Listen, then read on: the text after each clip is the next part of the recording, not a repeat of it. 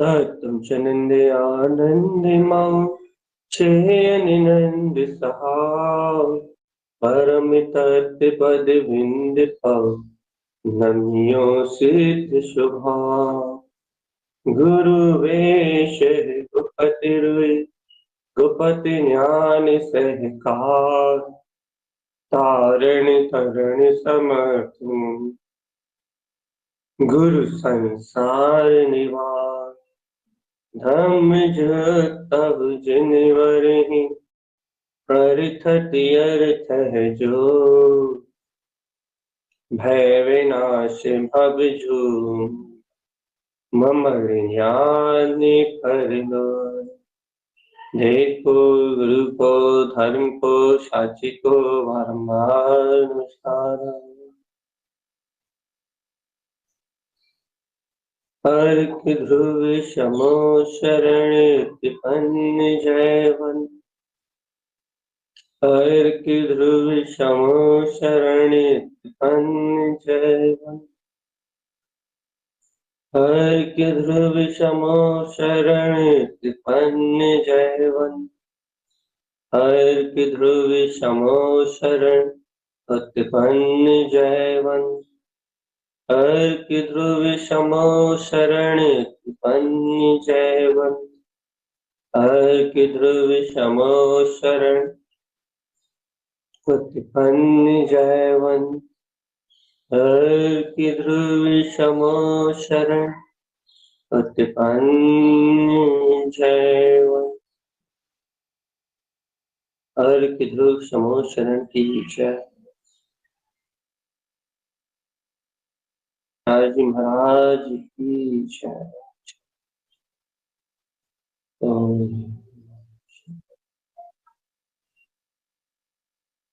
ये अपना विषय चल रहा है।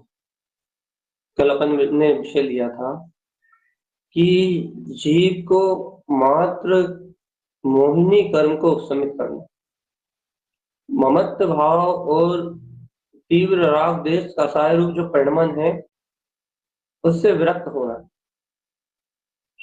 क्यों विरक्त होना है? कारण ये बताया था कि जब तक जीव ये मोहिनी कर्म का उपशम नहीं करेगा तो मोहिनी कर्म के चंगुल से इसका ज्ञान नहीं छूटेगा तो इसे अपने आत्म स्वभाव की दृष्टि प्रकट नहीं हो सकती। क्यों भैया? अपने चर्चा में ये विषय लिया था कि एकमात्र कि शेष कर्म आवरण रूप है, ज्ञानावर्णी कर्म से ज्ञान ढकता है, दर्शनावर्णी कर्म से दर्शन ढकता है। भैया ऐसे ही इन कर्मों के आवरण से क्या होता है भैया? मात्र आवरण बढ़ता है, लेकिन मोहिनी कर्म के आवरण से आवरण नहीं रहता। फिर क्या हो जाता है? मोहिनी कर्म के आवरण से विकार उत्पन्न होता है और मोहिनी कर्म के आवरण से जो विकार उत्पन्न होता है उससे जीव मिथ्या दर्शन, मिथ्या ज्ञान, मिथ्या शायद रूप परिणमित होता है। दर्शनावर्णी को मिथ्या दर्शन नहीं कहते। आप ये लिखो, दर्शनावर्णी कर्म को मिथ्या दर्शन नहीं कहते। मिथ्या दर्शन मिथ्या ज्ञान कब कहलाता है? मोहिनी कर्म के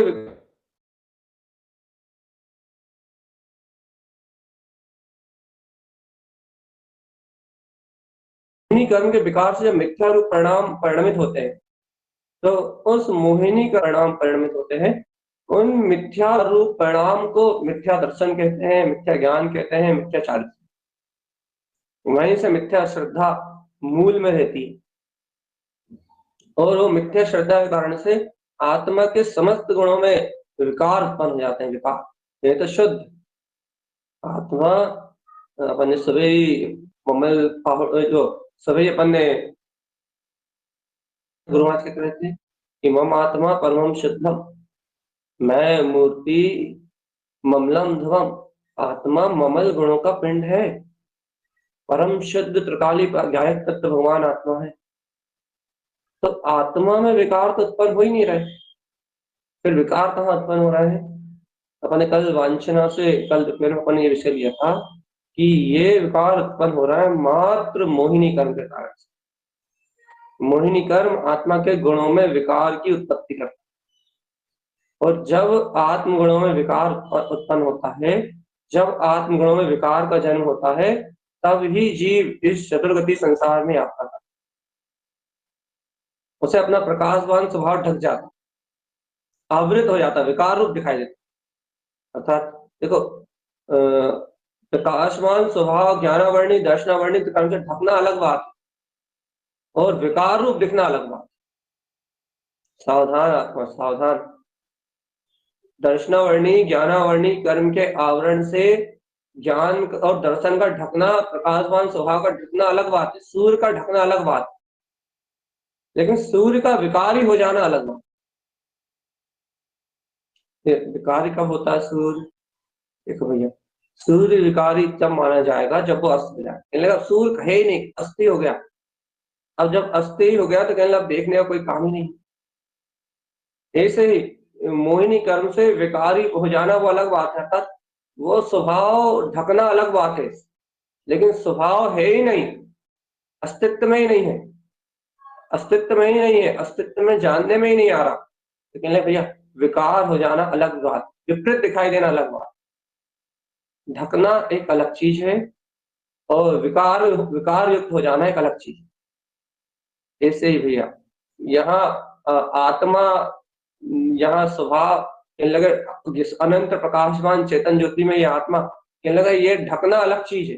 ज्ञानावर्णी दर्शनावर्णी ढकी हुई ये शक्ति, चेतन में शक्ति, कहने लगे वो अलग चीज है, लेकिन विकार रूप हो रही है मिथ्या दर्शन ज्ञान चारित्र में, कहने लगे वो अलग चीज। और विकार उत्पन्न होता है मोहिनी कर्म के आवरण से, मोहिनी कर्म से विकार का जन्म होता है। तो मैंने कल इस विषय को बड़े अच्छे से चिंतन मनन और मंथन पूर्वक लिया था। यह वह जीव तुझे अंतर आत्मा की परिणति चाहिए, ज्ञायक तत्व की परिणति चाहिए, तुझे ज्ञान में स्वभाव में रमण करने के लिए, ज्ञायक में स्वभाव में रमण करने के लिए तुझे ज्ञान में दृष्टि चाहिए। तेरे ज्ञान में अपना जीवन बनाना चाहता है, आनंद में अपना जीवन बनाना चाहता है, स्वभाव के आचरण में अपना जीवन बनाना चाहता है।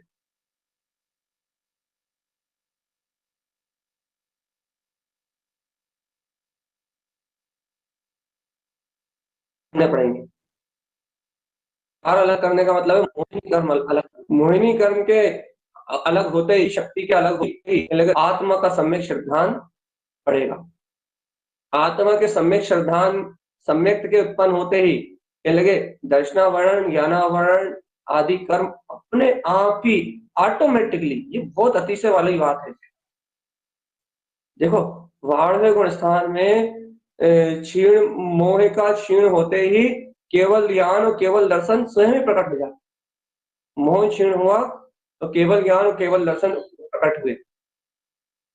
ऐसे ही यहाँ पे भी आत्मार्थी भव्य जीव को सम्यक्त की उत्पत्ति हुई, मोहिनी कर्म का क्षीण हुआ, यानी कि सम्यक्त की उत्पत्ति हुई, सत्य का सच्चा श्रद्धान हुआ, तो दर्शनावर्णी और ज्ञानावर्णी कर्म अपने आप ही विलाप हुए, तो मिट्टी के लिए विलाप।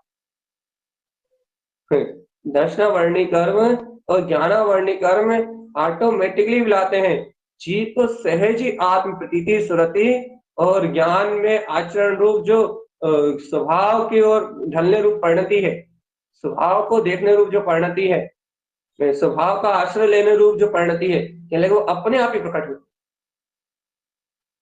तो वर्तमान में क्यों नहीं प्रकट हो रही? तो आपके आवरण नहीं, आपकी विकार नहीं बुला रहा, ये याद रखो। आपको ज्ञानावर्णी दर्शनावर्णी आवरण से समस्या नहीं है, फिर आपको मोहिनी कर्म का जो विकार है, लगे मिथ्या मोह राग देश, आपको इनसे परेशानी है। क्या परेशानी? कहने लगे कि मोहिनी कर्म कहने लगे आपको विकार रूप परिणमन में विकृत कर रहा। कैसे विकृत कर रहा? कहने लगे भैया जैसा स्वभाव है उससे विपरीत प्रतीति चल रही है, आपको मिथ्या प्रतीति चल रही, मिथ्या भाव की प्रतीति चल रही है, और उस मिथ्या भाव की प्रतीति में आपका ज्ञान संलग्न हो रहा, एक हो रहा। आपका ज्ञान उस मिथ्या रूप परिणति में एक में हो रहा है और एक में होके बह रहा है। अब जब आपका ज्ञान उस मिथ्या परिणति में एक में होके बह रहा है, तो अब आप बताओ ये ज्ञान चैतन्य में वीतराग स्वभाव की दृष्टि कैसे प्रकट करें? इस ज्ञान को अपना वीतराग स्वसमय तत्व का आश्रय कैसे कर? इस ज्ञान को अपने चैतन्य में अनादि निरंजन जो अपना गायक तत्व भगवान आत्मा, और चैतन्य में भगवान आत्मा की दृष्टि कैसे उपलब्ध हो? या अपने चैतन्य में, अपने चिदानंद में यदि गायक पर भगवान आत्मा की दृष्टि चाहिए, यदि अपने स्वभाव के सन्मुख दृष्टि चाहिए, तो कहने लगे भैया विकार नहीं चाहिए। याद रखना इतना। अपन आगे बढ़ रहे हैं। अपन ने कल इस चर्चा को बहुत विस्तार से किया था।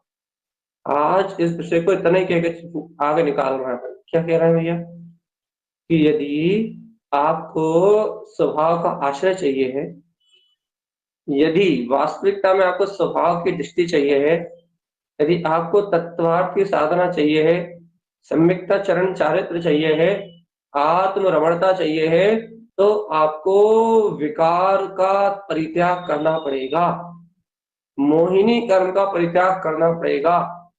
उसमें पहले दर्शन मोहिनी कर्म की शक्ति को अलग करना पड़ेगा आत्म पुरुषार्थ के द्वारा। वो कैसा आत्म पुरुषार्थ होगा भैया? कैसा आत्म पुरुषार्थ होगा?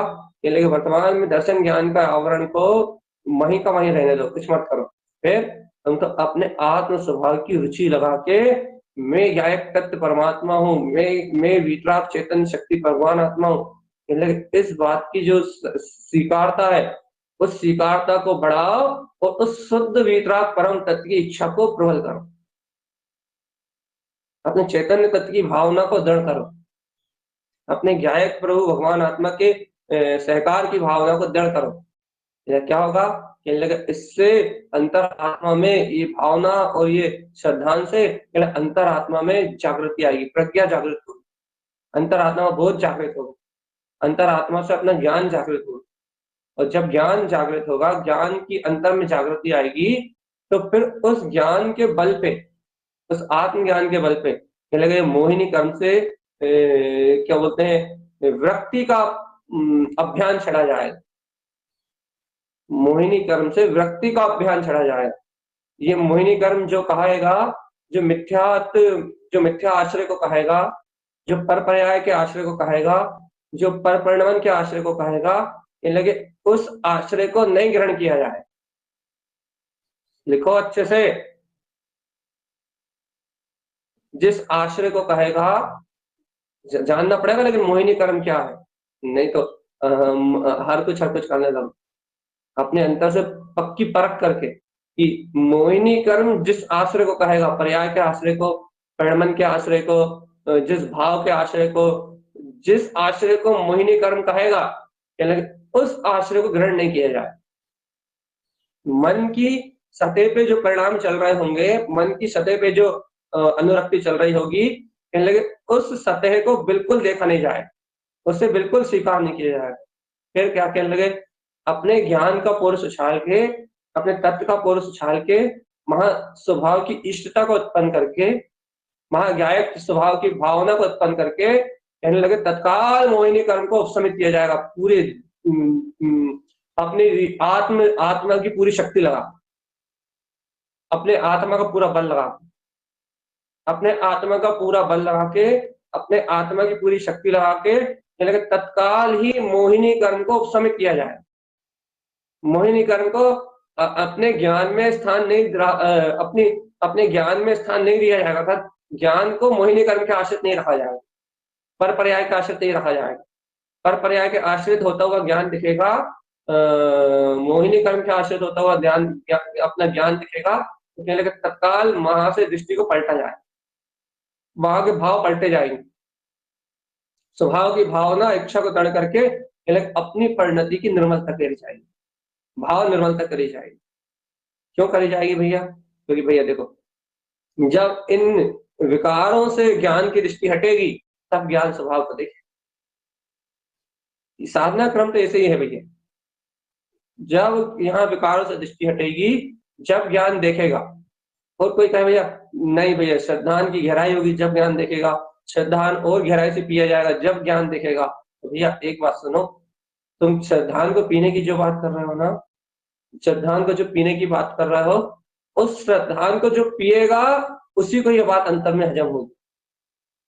क्या क्या बात हजम होगी कि इन विकारों की ओर पर्याय के आश्रय की ओर नहीं देख और नहीं पी पाएगा, होकर इस बात को स्वीकार नहीं, वो बुद्धि स्वच्छंद इस प्रसाद को स्वीकार ही नहीं करेगी।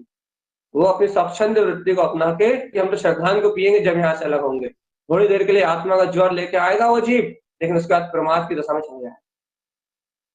और प्रमाद की कितनी गहरी दशा में जाएगा इसका भी कोई अंदाजा नहीं है, क्योंकि उसे आत्मा का श्रद्धान है आओ तो एक दो वो थोड़ी देर के लिए प्रमाद में जाए और वो श्रद्धा उठ जाए, ऊंचा उछल जाए। ऐसा भी नहीं कह सकते कि वो रुकेगा, क्योंकि उसके पुरुषार्थ पे डिपेंड करता है। लेकिन लेकिन लेकिन लेकिन वो जब तक सत्य को नहीं पी के आया, अर्थात श्रद्धान को अपने ज्ञान में अनंत गहराई से नहीं पी के आया, तब तक ही उसे इस आराधना या साधना का जा रहे हैं, जब तक ही उसे इस साधना से एलर्जी रहेगी। जहां उसने श्रद्धान को पिया यथार्थ रूप सम्यक रूप उसके ज्ञान में, तो ये जो कहा जा रहा है ये बात उसको बिल्कुल एकदम बराबर बैठेगी, बराबर बराबर बैठेगी। और ऐसी बराबर बैठेगी अपने चित्त में, ऐसी बराबर बैठेगी अपने ज्ञान में कि वो इस बात को जैसी तैसी स्वीकार करेगा। हाँ, इतने गहरे पुरुषार्थ को नहीं कर पाएगा इस भूमिका में, यह बात पक्की है, लेकिन ये बात उसको बराबर बैठेगी, उपेक्षा नहीं होगी, ये बात भी निश्चित, ये बात स्वीकार होगी। और थोड़े समय के लिए, जितने समय के लिए सुन रहा है या थोड़े समय के लिए जितने समय के लिए चिंतन आएगा, उतने समय के लिए वो इसकी अनुमोदना अनिवार्य रूप से करेगा। क्यों करेगा भैया? क्योंकि अब कोई भी ज्ञानी साधक इस संसार के ओर देखने की इच्छा नहीं रखता। कोई भी ज्ञानी साधक अब मोह में मरने की कामना नहीं रखता, इसलिए भैया वो इसकी हरसक अपने अंतरात्मा पुरुषार्थ से अनुमोदना जरूर करेगा। तो अपन ने भैया कल विषय यहाँ ये दर्शन मोहिनी का, चारित्र मोहिनी का विषय अपन ने कल यहाँ छोड़ दिया था, और अपन ने कहा था कल अपन आगे की चर्चा, कौन सी चर्चा करने के लिए कहा था? उपगोहन अंग। कल अपन ने यही कह के छोड़ा था, ये अपनी मोहिनी कर्म की चर्चा में अपन ने कल का पूरा दिन दिया है। आज अपन करेंगे उपगोहन अंग, जो अपना 4 दिन से छूट रहा है। क्या भैया उपगोहन अंग? उपगोहन, उप अर्थात होता है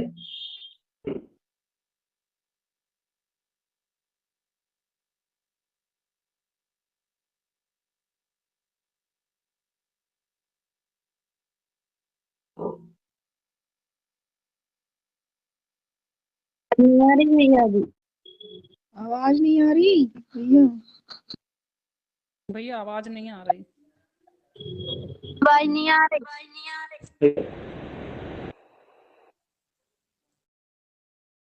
सब लोग म्यूट तो कर लो भगवान जी।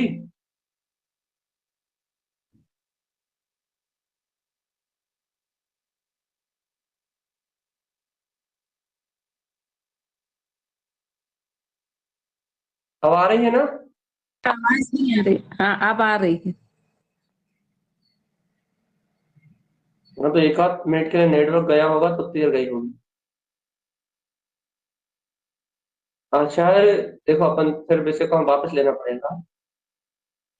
कल अपन ने ये कह के चर्चा को छोड़ा था, ये कह के चर्चा बंद करी थी, क्या कह के चर्चा बंद करी थी भैया? कि मोहिनी कर्म का प्रकार अपन ले चुके हैं, अब अपन कल लेंगे उपगोहन। और अपन ने उपगोहन का अर्थ भी स्पष्ट करा था। उपगोहन अर्थात अपने गुप्त गुणों को ग्रहण करने की जो तीव्र भावना है ज्ञान में, वो उपगोहनाचार है भैया। उपगोहन अंग क्या कहता है भैया? उपगोहन अंग की एक ही अनंत गहन विशेषता है। क्या विशेषता है? उपगोहन अंग ज्ञान को एक उपदेश देता है। देखो अब कुछ शब्द देने पड़ते हैं, इसलिए उपदेश कहना पड़ा। क्या उपदेश देता भैया उपगोहन अंग? उपगोहन अंग सम्यक्त का लक्षण है, सम्यक्त का अंग है।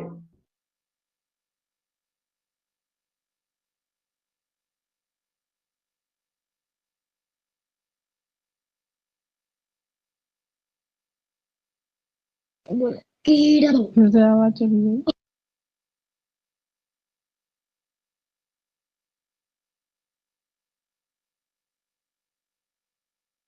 नेटवर्क की समस्या के कारण दूरी नहीं पाती है।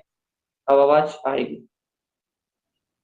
जब जीव को उपगुहन अंग उत्पन्न होता है, सच्चा श्रद्धा प्रकट होता है, तो वह जीव, बहुत अच्छे सुनो, जब जीव को सच्चा श्रद्धान प्रकट होता है, उस समय जीव को सच्चे श्रद्धा के प्रकट होने के कारण से उस जीव को सच्चा श्रद्धा उत्पन्न होने के कारण से सम्यक्त का उदय होता है। भैया इसमें जिन्हें निर्विकल्प अनुभूति हो गई उनके लिए भी है, और जिन्हें निर्विकल्प अनुभूति नहीं हुई, जिन्हें अपने तत्व का श्रद्धान मात्र है, उनके लिए भी है ये बात। उन्हें सम्यक्त का उदय होता है। सम्यक्त का उदय कैसे? सम्यक्त का उदय भैया, उन्हें सम्यक्त का उदय होता है तो उनको सम्यक्त का उदय होने के कारण से, अर्थात अपने आत्म सम्मुख विचार, अभी जब सम्यक्त को बहुत निचली भूमि से कैसे बोल रहा है, अगर कोई कहने लगा भैया इतनी नीची भूमिका से बोल रहा, वह पहले आप नीची भूमिका को पकड़ो, जब वो कुछ ऊंची पकड़ में आए, उसे अपना स्वभाव का विचार प्रकट होता, अपने चेतन में तत्व का विचार उत्पन्न होता है भैया, अपने आत्म सन्मुखता का परिणाम प्रकट होता है। काहे के कारण से भैया? आत्म तत्व के श्रद्धान के कारण से।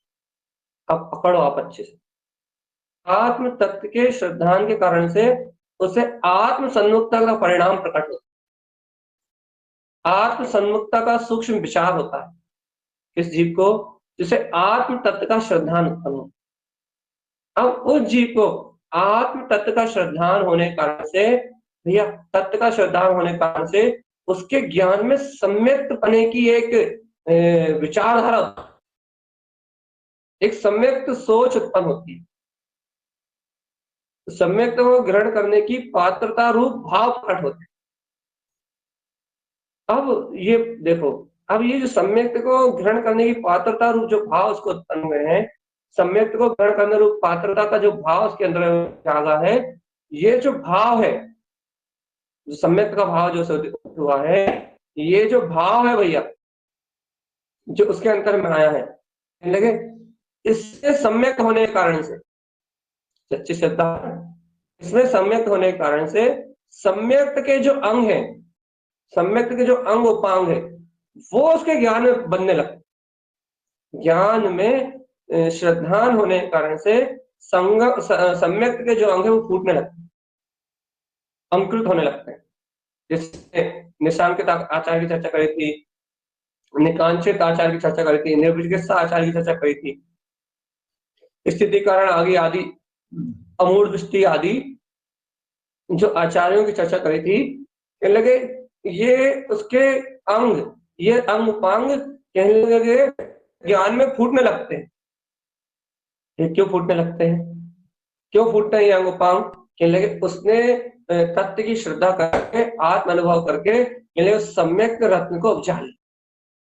अब अच्छे सुनो आप, इसकी कहानी बहुत अच्छी है। उसने सम्यक रत्न को उपजा लिया है तो उसके अंतर में सम्यक के अंगोपांग बनने लगते हैं। अब देखो भैया, जब सम्यक के अंगोपांग उसके ज्ञान में फूटते हैं, अब हम जिसे उपदेश कर रहे थे ना, जब इस व्यक्ति के अंगोपांग उस जीव के ज्ञान में फूटते हैं, तो वो सम्यक के अंग उपांग जो है, सम्यक गुण के जो अंग उपांग है, लगे वो जैसे ज्ञान में फूटते हैं तो ज्ञान में एक परिणति रूप होते हैं, परिणाम रूप फूटते हैं, क्योंकि आत्मा भाव स्वरूप। मां कोई पुद्गल आकृति तो बनेगी नहीं, हाथ बन गए, पैर बन गए, सर बन गया। आत्मा भाव स्वरूप है, परिणाम स्वरूप है। आत्मा का परिणाम चेतन परिणाम, आत्मा उपयोग लक्षण में है, तो वो अंग उपांग भाव स्वरूप, भावना स्वरूप फूटते हैं भैया। कैसे भाव स्वरूप फूटते हैं? कैसे परिणाम स्वरूप फूटते हैं? आत्म तत्व की श्रद्धा जिनके ज्ञान में होती है, उनके अंतर ज्ञान में उपगुहन अंग का परिणाम प्रकट हो जाए, इसलिए उसे उपगुहन आचार के, दर्शनाचार के अंतर्गत आता, उपगुहन का परिणाम उत्पन्न हो जाता है। उपगुहन का कैसा परिणाम उत्पन्न होता है?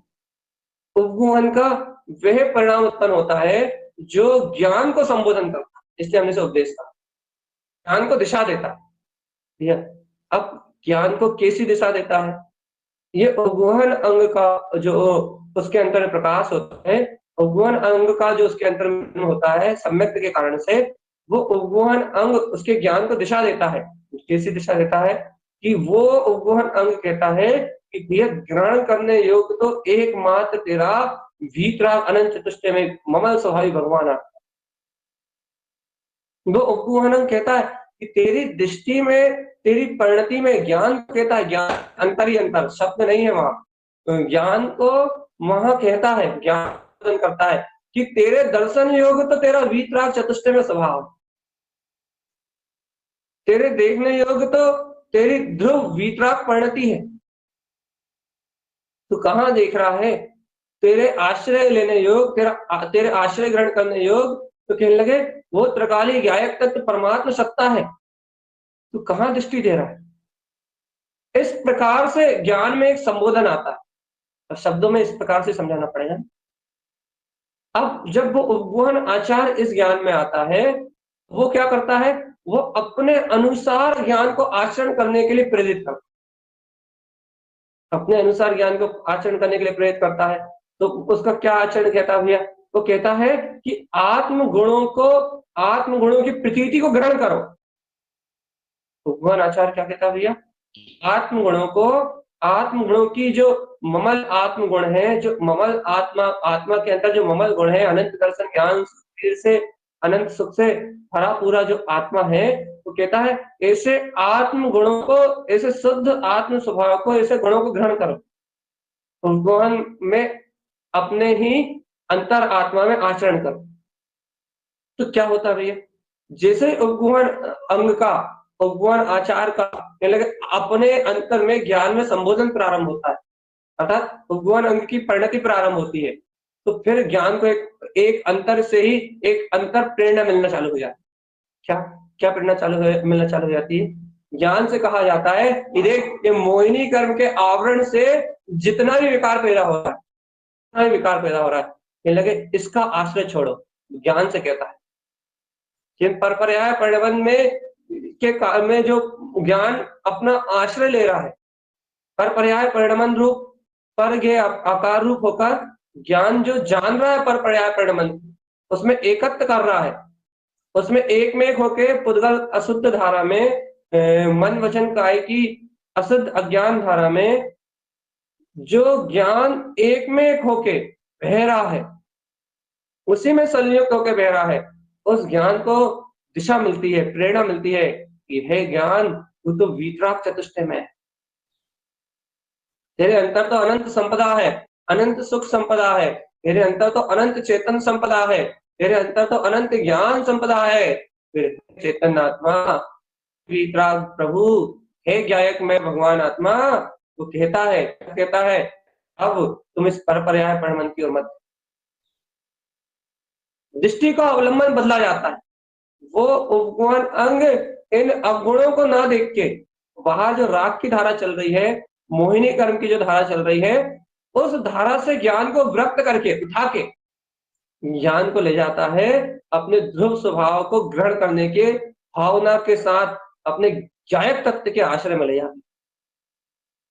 तो भैया जब ज्ञान को वो अंग गायक, वो परिणति जब गायक तत्व के आश्रय ले जाती है, तब ये विकार गलना चालू होते हैं।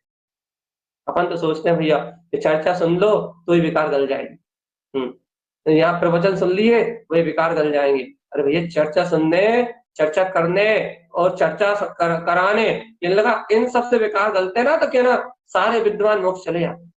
हमसे भी अच्छी चर्चा करने वाले हैं दुनिया, बड़े बड़े विद्वान हैं, लेकिन भैया चर्चा करने से कोई मोक्ष नहीं था। क्या कैसे जाता है? लेकिन दर्शनाचार की निर्मलता जिसको होती है वो मोक्ष है। दर्शनाचार की शुद्धि जिसके अंतर में होती है, वो मुक्ति को प्राप्त करता है। उसकी दृष्टि, जिसको शुद्ध दृष्टि की प्रकटता होती है, वो शुद्ध दृष्टि का धारी ज्ञानी श्रावक, वो मुक्ति को प्राप्त करता है जिसकी शुद्ध दृष्टि है, जिसने सम्यक को अंगीकार किया। वो मुक्ति को जाता है।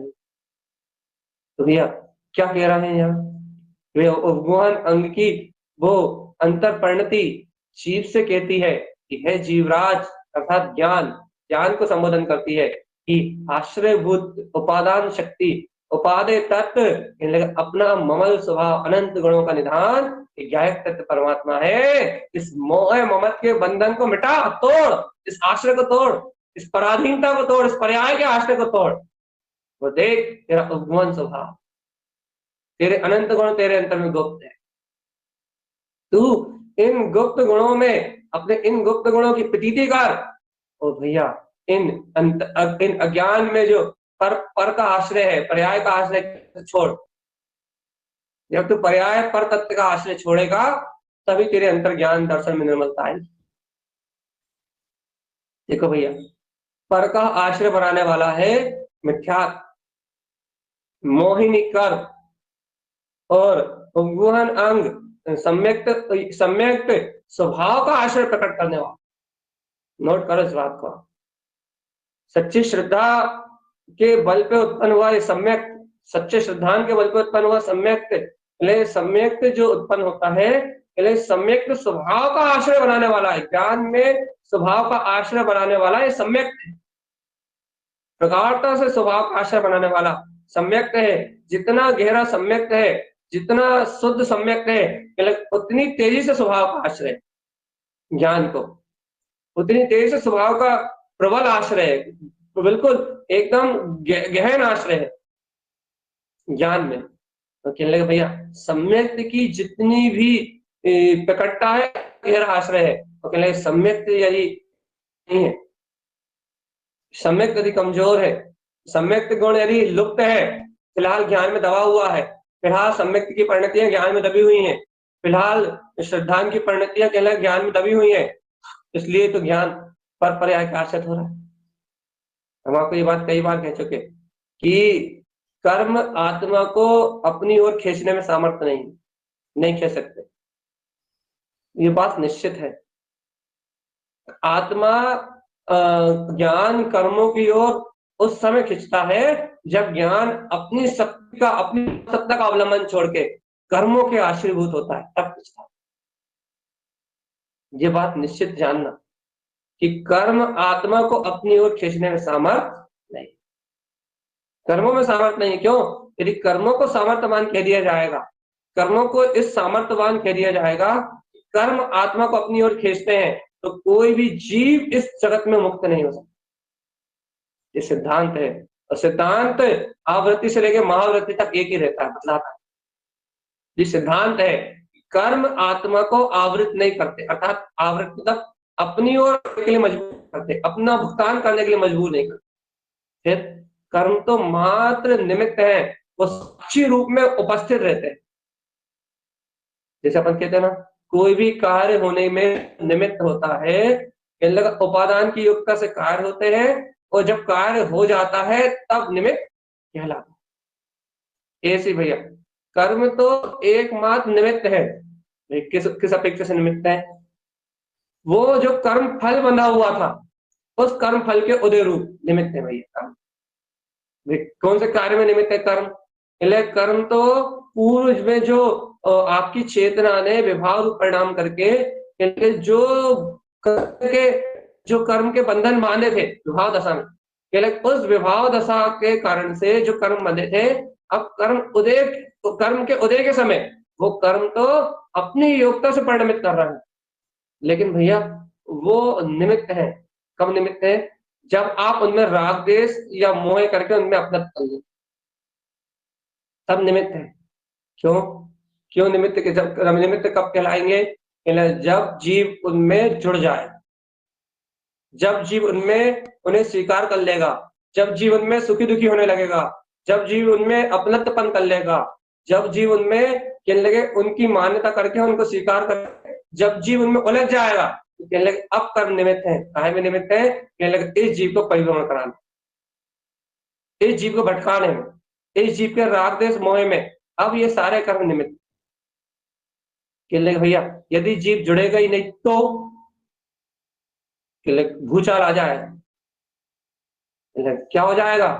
इन कर्मों की शक्ति को मानेगा ही नहीं तो अभी पहले कि यदि जीव वर्तमान में अपने ज्ञान दर्शन में प्रसाद को पहचान के यदि मोहिनी कर्म के आवरण को तोड़ने के लिए अभी स्वभाव की भावना लगेगा तो उपमोहन अंग से उसकी परिणति यदि अपने गुणों को ग्रहण करने के लिए हो जाएगी तो अब भी आली देखते ही देखते सारा आवरण मिलान लगेगा।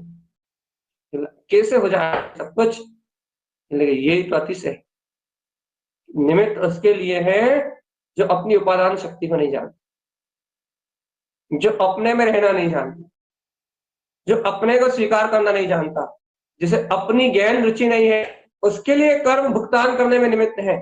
वो कर्मों के साथ होगा, दुखी होगा, उनके साथ रोएगा, उनके साथ होगा, कर्म धारा कोई देखेगा, प्रमाद धारा कोई देखेगा, मोह धारा कोई देखेगा, उसे आवरण आवरण आवरण आवरण के अलावा कुछ दिखाई देगा। क्यों? क्योंकि उसकी निमित्ताधीन कर्म आवरण सहित दृष्टि हो रही, कर्म आवरण सहित उसकी मोह रूप परिणति, कर्म आवरण सहित तीव्र राग देश रूप परिणति हो रही है।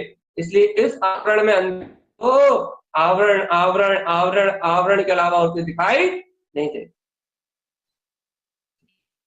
आवरण छूटेगा कौन? पहले ही बताया था, जिसके ज्ञान में वो सम्यक परिणति उपगुहन अंग रूप परिणमित हो रही होगी, जिसको सम्यक क्या होगा, निशंकाचार, निर्भय होकर ज्ञान अपने ध्रुव स्वभाव को देख, निकांक्षिता ज्ञान विज्ञान की इच्छा उत्पन्न कर, दृष्टि पर पर्याय तो नश्वर है, अपने तत्व को देख, स्थितिकरण का भाव कर अपने ज्ञायक तत्व में, ज्ञायक की प्रतीति में स्थिरता कर। ज्ञायक की प्रतीति में स्थिरता क्यों नहीं करता? और आज तो भगवान कुछ और कह रहा, अरे तू अनंत गुणों का पिंड है, अनंत गुणों का निधान है, आत्मा ममल गुणों का पिंड है, ममल ममल ममले ममल भाव का धारी, ममल गुणों का पिंड है, ममल गुणों का निधान है। क्या लगे, ये ममल गुणों का निधान है आत्मा। क्या करें? अरे इस ममल गुणों के निधान से, इस ममल गुणों के पुंज से यह ज्ञान को संबोधित कहता है कि अब इसे ग्रहण कर, अपनी को, अपनी परिणति को, अपने पुरुषार्थ में लगा जीव, प्रमाद को छोड़, कर्म आवरण प्रमाद का पोषण छोड़, अपनी दृष्टि को, अपनी भाव विशुद्धि को अपने ज्ञायक सत्य की ओर लेके चल, अपने विज्ञान स्वभाव को सहकार करने की भावना प्रबल कर। भावना हो ही नहीं रही, यही तो पुरुषार्थ में भावना तो सहज जिस आत्म श्रद्धा में होती ही है। बस बात इतनी है कि वो अपनी की ओर नहीं देखता और पर्याय की ओर देखता है, पर्याय की ओर दृष्टि करता है। तो भैया बस अनंत काल का एक ही तो अपराध है, अनादि अनंत काल का एक ही तो अपराध है, और वो अपराध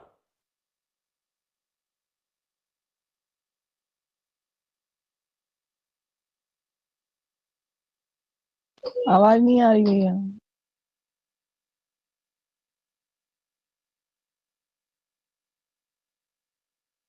ही आवाज बंद हो रही, आवाज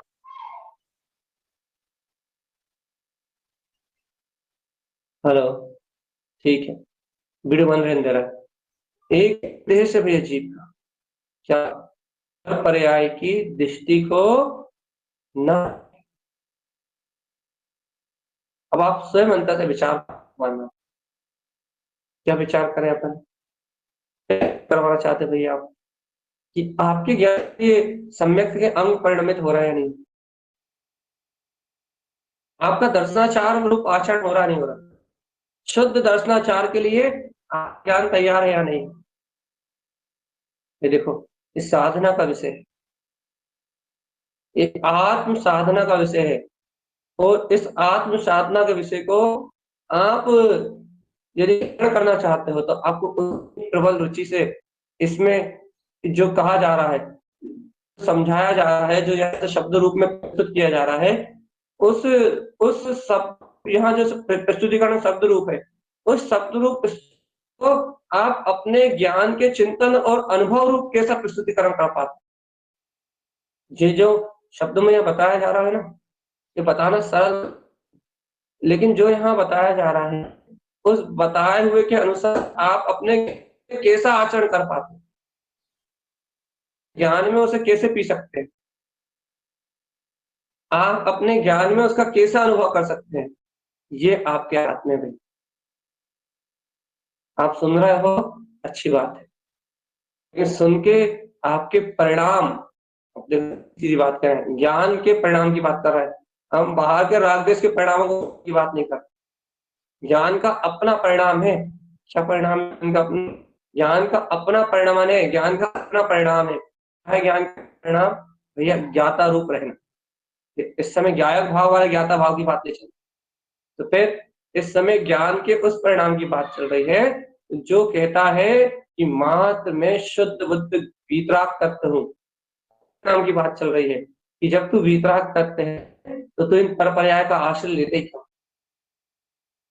अपनी परिणति वीतराग तत्व की ओर ही क्यों नहीं झुकी रहती? बार बार एक ही बात कहने में आ रही, जब तुझे वीतराग तत्व का स्नेह है, जब तुझे वीतराग स्नेह है, जब तू वीतराग भाव को चाहता है, जब तू वीतरागी भगवान है, तुझे अपने वीतराग अनंत कृष्ण स्वभाव इष्ट और प्रिय क्यों नहीं लग रहा भगवान आत्मा? उस वीतराग भाव की इष्टता अंतर में क्यों नहीं लग रही? क्यों बार बार प्रमाद के नाम पर हो रहा है? क्यों प्रमाद के नाम पर हो रहा है? क्यों बार बार पुरुषार्थहीनता के नाम पे आकलित हो रहा है, व्याकुल हो रहा है, संकल्प कर रहा है, विकल्प है, मोह ममत में मर रहा है स्वयं, और नाम ले रहा, मोह हो रहा है, ममत हो रहा है, कर्म हमें परेशान कर रहा है, कर्म हमें निमित्त हमें पेर रहा है, सब दूसरों पर दोषारोपण कर रहा है और खुद को अपनी योग्यता का बोध हो ही नहीं रहा, खुद को अपने का बोध हो ही नहीं रहा, खुद को अपने ज्ञान विज्ञान में वाला जो चेतन घन परमात्म स्वरूप है, तुझको स्वयं वीतराग शक्ति का बोध नहीं हो रहा कि वो ज्ञाता स्वभाव, वो सम्रात्न, वो तेरे ज्ञान में उत्पन्न हो गया है, वो श्रद्धा हुआ है, वो श्रद्धा तुझे दिखाई तेरे ज्ञान में उपलब्ध वो परम पारणामिक की परम शक्ति, वो वीतराग तत्व का अभिप्राय, वो वीतराग तत्व का प्रयोजन, आयक प्रभु, वो ज्ञाता प्रभु तेरी दृष्टि में ही नहीं आ रहा, जब भी तुझे अंतर संबोधन नहीं मिल रहा, और मान लो मिल भी रहा है, यदि अंतरात्मा कह भी रही है कि देखो ये परपर्याय का लेना गलत है, परपर्याय में तुम क्यों बह रहे हो, तुम तो स्वभाव, यदि ऐसी अंतर परिणति कह भी रही है, सच्ची श्रद्धा तो अंतर परिणति कह भी रही है, लेकिन तू उस अंतर परिणति की सुन ही नहीं रहा, तो अपनी मनमानी में लगा हुआ, जो तेरे मन अच्छा लग रहा है तो उस मनमानी में लगा हुआ, खिला भैया क्या करें, या उस परिणति सुनो, उस अनुरूप भावना करो। मनमानी में भैया देखो पूरे 24 घंटे तो विराम नहीं लगाया, लेकिन थोड़ी देर के लिए तो विराम लगा, थोड़ी देर के लिए, घड़ी 2 घड़ी के लिए, ये साधक है ये ज्यादा समय के लिए लगा, साधक है 2 घड़ी, बस मनमानी में अंकुश लगाया जा सकता, मनमानी में अंकुश लगाया जा सकता है, मन की स्वीकारता के अनुसार वाव बंद किया जा सकता है, मन की आकुलता, मन की व्याकुलता पे ज्यादा ध्यान ना देके होंद से आकलित तुम तक दर्शनाचार की निर्मलता पे ध्यान देना होना चाहिए। मोहिनी के कारण तुम्हें मन की वेदना हो रही है, जब तुम जान रहे हो मोह कर्म के कारण हो रही है, या फिर तुम जान रहे हो राग के कारण हो रही है, जब तुम जान रहे हो भैया इस कसाई के कारण मन में ऐसी आकुलता उथल पुथल हो रही है, भैया राग के कारण हो रही है, द्वेष के कारण हो रही है, या मोह कर्म के, तीनों में से कोई ना कोई एक परिणति तो है ना, जब तुम जान रहे हो कि इसके कारण उथल पुथल हो रही है, तो तुम उसमें आग क्यों नहीं लगा रहे, आग क्यों नहीं लगा रहे? हमें टीवी देखने में बहुत मजा आ रहा है कि तुम टीवी को देख के अपने मुंह का रस पी रहा, मुंह रस पी रहा है, टीवी देख के तुम अपने राग का रस पी रहा, राग का तीव्र राग का पोषण कर रहा, वही टीवी छोड़ दो ना, टेंशन नहीं खत्म, देखने की इच्छा होगी तो भी नहीं देख पाओगे। मतलब क्या कह रहा है, मतलब एक उदाहरण है, सन की उदाहरण है, हम है कि जब तुम्हें पता है तुम उसमें आसक्त हो रहे हो, आसक्तवान हो रहे हो, भगवान जी तुम्हारा अंतर्मन तुम्हें संबोधन कर रहा है, कह रहा है सब यहाँ कहाँ अपना समय बर्बाद कर रहा है चेतन आत्मा, अपनी ओर चलो। भैया 10, 15, 20 मिनट के लिए संसाधनों को एक तरफ रख के जैसा ज्ञान कह रहा है वैसा सम्यक चिंतन, जैसा वो ज्ञान कह रहा है, जैसी वो स्वीकारता दे रहा है, वेद में ध्रुव हूँ, शुद्ध हूँ, मुक्त हूँ, ज्ञान विज्ञान में हूँ, वैसे उपवन अंग का आकरण जैसा वो गुणों को ग्रहण करने का, या घड़ी घड़ी भर के लिए 24 मिनट के लिए शांत होकर बैठ के तो वैसा चिंतन करो। जैसे कि देखो अभी आप समय निकाल, ये देश ना सुन रहे हो, सारे विकल्प छोड़ के आंख बंद करके देश ना सुनो, इस देशना के श्रवण काल में अपने आप ही वो आपका सम्यक रत्न जो आपके ज्ञान अपने आप ही उभर के सामने निकल के आए, अपने आप ही आपको स्वसंबोधन रूप वो सामने निकल के आए, जो आपके ज्ञान को, आपके ज्ञान की सम्यक दिशा प्रदान कर रहा हो। बिल्कुल निसंग होके देखो, 1 घंटा होती, 50 मिनट होती, 55 मिनट होती, तो आप बिल्कुल निर्भर होके, बिल्कुल शांत होके यदि चिंतन के लिए जाओ इस समय में भी, तो आपका वो अनंत पुरुषार्थ जो ज्ञान में है, स्व लक्ष्य से यदि आप इसे सुनो, अभी इस समय में निकल के बाहर आ जाए। अभी आप जो प्रमाद है ना, अभी हाल ही श्रवण करते समय वो प्रमाद काल तत्काल विलय होगा, इसी पल विलय होगा। क्यों? क्योंकि बना बनाया चिंतन मिल जाएगा, बना बनाया मोक्ष हमारा मिल जाएगा ना, पका पकाया भोजन मिल जाएगा, पका पकाया भोजन मिलेगा, पका पकाया आहार मिलेगा, तो वो ज्ञान की परिणति अपने आप ही विकल्पों को छोड़ के, अपने आप ही पर का अवलंबन छोड़ के चर्चा के माध्यम से अपने आचरण में, अपने सम्यक के आचरण में अपने आप ही मजबूत चलने। भैया देखो 50 मिनट 55 मिनट आपका ये मंथन हो जाएगा, घड़ी 2 घड़ी के लिए आपको उपयोग लगेगा, ये निर्मलता इतने समय आएगी, ये निर्मलता आगे जब कर्मधारा आएंगी, ये चिंतन उस समय काम में, यही समय काम में आएगा आपका जब उन कर्म धाराओं के बीच में आप हो।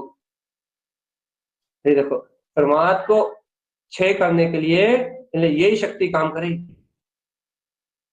अब आप प्रमाद को हटाना चाहते हो नहीं, ये आपके हाथ में। कल भी अपन ने मोहिनी कर्म की चर्चा क्यों ली थी भैया, कि आप मोह को कैसे उपसमित करो, और आज भी मोह की भूमिका को, राग देसी भूमिका को सामने रखे और भुवन अंग की चर्चा ली है कि आपको अपने ममल गुणों की प्रियता अपने ममल गुणों से इष्टपना कैसे प्रकट। देखो भैया अपना तो एन केन प्रकरण एक ही उद्देश्य क्या, अब तो दृष्टि को उपलब्ध करना है, ऐसी दृष्टि जो स्वभाव के अलावा किसी को नहीं, शुद्ध दृष्टि के अंदर करना, शुद्ध दृष्टि रूप अपने स्वभाव का आश्रय ग्रहण करना। अब तो अपनी दृष्टि को ऐसे बनाना है, तारण स्वामी की दृष्टि की अनुबोध न कर पाए, उनकी 14 दृष्टि की चर्चा कर पाए, या जिसकी दृष्टि अपने स्वभाव पे होगी वही तो उन 14 दृष्टियों की चर्चा कर पाए, और वो शब्दों से पार होकर उन दृष्टियों को सुनेगा। शब्दों के अवलंबन में, शब्दों के उलट फेर में वो दृष्टियां नहीं सुनाई दे सकती है, वो दृष्टियां सुनाई देंगी जिसकी दृष्टि स्वभाव पे होगी। शब्द कुछ भी होंगे लेकिन अनुभव तब होगी जब जीव की स्वयं की दृष्टि उस ओर होगी।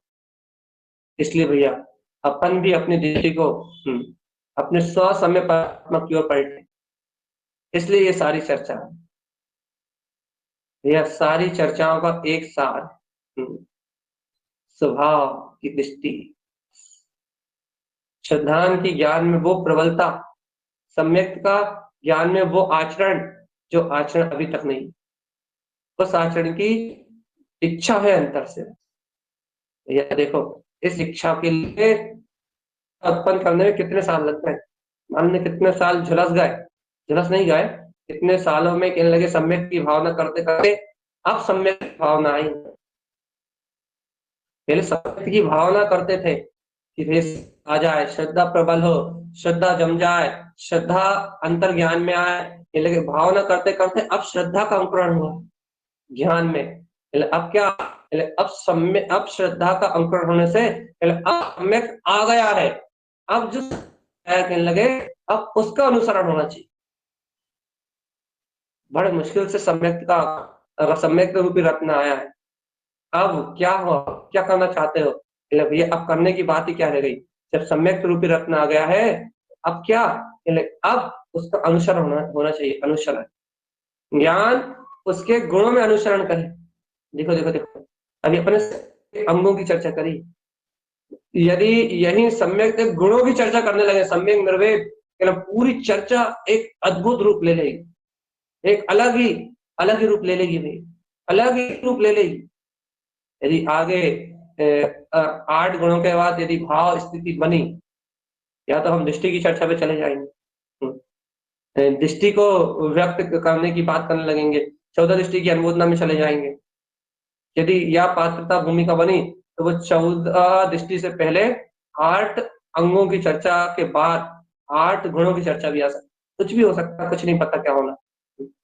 इसलिए ये एक ही बात कह रहा है, बस लक्ष्य एक है, बस अभिप्राय एक है, कुल मिला के एक ही कार्य करना है। क्या क्या ज्ञान को जायक की भावना से संयुक्त करना है। क्यों? क्योंकि बहुत हो गया ये कहते कहते कि परपर्याय मेरी नहीं है, अब हम देखना ही नहीं चाहते, और देखेगा वो नहीं जिसकी दृष्टि स्वभाव पे हो, जिसकी दृष्टि पर्याय पे होगी वो चिल्लाता रहा है कि परपर्याय मेरी नहीं है, तो सम्यक श्रद्धान को तो उपलब्ध हो सकता है, वो भी यदि सम्यक पुरुषार्थ होगा तो सम्यक श्रद्धान को तो उपलब्ध कर सकता है, लेकिन भैया आत्मदृष्टि को प्रकट नहीं कर सकता। आत्मदृष्टि को तो वही प्रकट कर सकता है जो आत्म स्वभाव की ओर ज्ञान परिणमित हो, बस जो अपने अनंत गुणों की ओर जो ज्ञान परिणमित हो, बस वही आत्मदृष्टि को प्रकट कर सकता है। तो आत्मदृष्टि को प्रकट करने के उत्तम लक्ष्य से, या अंतिम बात कह रहा है, लास्ट, बिल्कुल लास्ट, आत्मदृष्टि को उपलब्ध करने का लक्ष्य इन भक्त जीवों के अंतर में, जो अपने परमात्मा स्वभाव को चाहते हैं, जो जिनकी परिणति परवान चढ़ना चाहती है अपने ध्रुवकाली में, उसके अलावा किसी को नहीं चाहती। ध्रुवकाली के अलावा जिसकी परिणति कुछ नहीं चाहती, जिसकी श्रद्धा अपने ज्ञायक तत्व के अलावा और कुछ नहीं करना चाहती, उनके लिए है कि अपने आचार में आचरण करो। उसके लिए क्या है कि अपने दर्शन के अनुरूप आचरण करो। और तुम्हारा कह रहा है उपगुणाचार, इस समय की वाणी, इस समय की वांछना कह रही है कि तुम्हारा उपादान में अनंत ममल गुणों का निवास, अनंत ममल गुण तुम्हारी आत्मा में निवास कर रहे हैं, चेतनात्मा ग्रहण करने का उद्यम कर, और अब गुणों को अपनी दृष्टि से अलग कर, संसार पर्याय धाराओं को अपनी दृष्टि से अलग करते और अपने चैतन्य बसने वाले अनंत अनंत जो ममल गुणों है, अनंत अनंत ममल गुणों का निधान है जो अपने चैतन्य तत्व भगवान आत्मा, लगे ऐसे चैतन्य तत्व भगवान आत्मा का अंतर में अनुसरण कर, ऐसे ममल ज्ञायक भगवान आत्मा का अंतर में अनुसरण कर, ऐसे ममल स्वभाव का अनुसरण करने से सब पर पर्याय विकार क्षय हो जाएगा, मोहिनी कर्म उपशमित हो जाएगा, आत्मा से प्रमाद की अवस्था कम होगी और अपने आप ही सम्यक दर्शन ज्ञान की पर्याय प्रकट होने लगी। वर्णन ज्ञानावर्णी कर्म अपने आप ही इनके आवरण हटने लगेंगे, बस विकार का परित्याग कर देते। ऐसी भगवान की या फिर यह जनेन्द्र भगवान की आज्ञा है कि हे जीव अपने स्वादृष्टि के पुरुषार्थ को प्रकट कर और इस संसार जगत के फेरे से मुक्त हो जा। ऐसा ही गुरुदेव का हम समस्त उपदेश है। अर्क ध्रुव समो शरण उत्पन्न जय